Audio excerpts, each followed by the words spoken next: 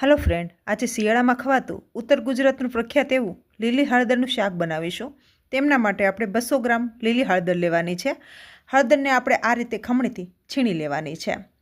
આ શાક બનાવવામાં થોડી વાર લાગશે, પણ આના ફાયદાઓ ખૂબ જ હોય છે અને આ શાક એટલું ટેસ્ટી બને છે કે બાળકોને તો ખબર જ નહીં પડે કે આ લીલી હળદરનું શાક છે।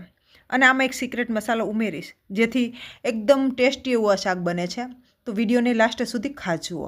તો હવે એક જાડા તળિયાવાળું આપણે એક વાસણ લેવાનું છે। વાસણ થોડું જાડા તળિયાવાળું લેવું, જેથી હળદર ચોટે નહીં। તો હવે તેમાં 2 મોટા ચમચા જેટલું મેં ઘી એડ કર્યું છે। ઓછા ઘીમાં પણ તમે બનાવી શકો, પણ હળદર શેકાવામાં થોડું ઘી વધારે પ્રમાણમાં જોઈએ છે। તો હવે આપણે હળદર છે તેમને એડ કરી દેવાની છે। ગેસને આપણે ધીમો રાખીશું। હળદરને સારી એવી શેકવાની છે, જેથી હળદરનો કાચો ટેસ્ટ ન આવે। તો લગભગ હળદરને 5 મિનિટ જેટલો સમય થશે અને હળદર આપોઆપ એકદમ હળવી થઈ જશે અને ઘી પણ સરસ એવું છૂટું પડશે, ત્યાં સુધી આપણે શેકીશું। તો હવે એમાં આદું, મરચું અને લસણને પણ આપણે સાથે જ એડ કરી દઈશું, જેથી સરસ એવું સાથે જ સતરાઈ જશે।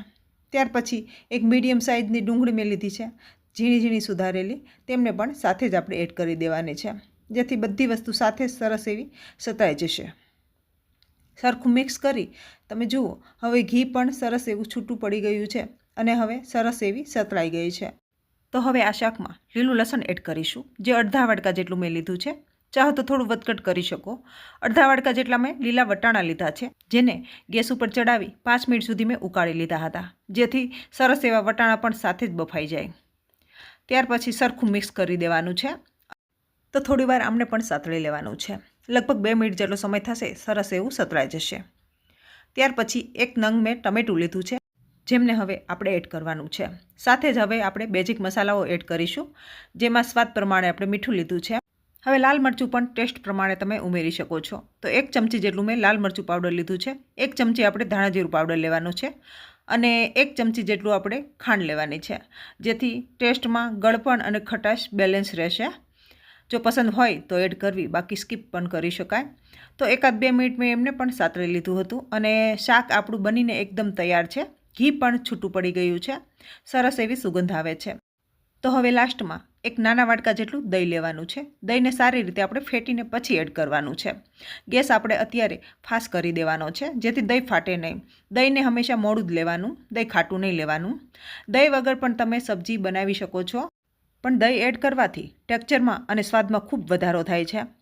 તો બસ સબ્જી આપણી બનીને તૈયાર છે। તો લાસ્ટમાં પાવભાજી મસાલો આપણે 1/4 ચમચી જેટલો એડ કરીશું।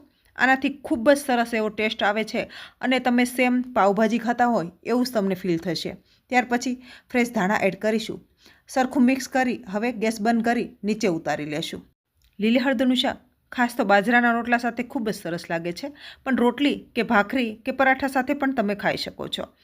આ શાક પંજાબી શાકને પણ ટક્કર મારે ને એટલું ટેસ્ટી બને છે। તો તમે પણ આ રીતે બનાવો અને મને કોમેન્ટ સેક્શનમાં બતાવો કે તમને આજની રેસીપી કેવી લાગી। રેસીપી સારી લાગી હોય તો વિડીયોને લાઇક, શેર અને સબસ્ક્રાઈબ કરવાનું ના ભૂલશો। મળીશું આપણે આવા જ નવા વિડીયો સાથે। Thank you so much for your watching.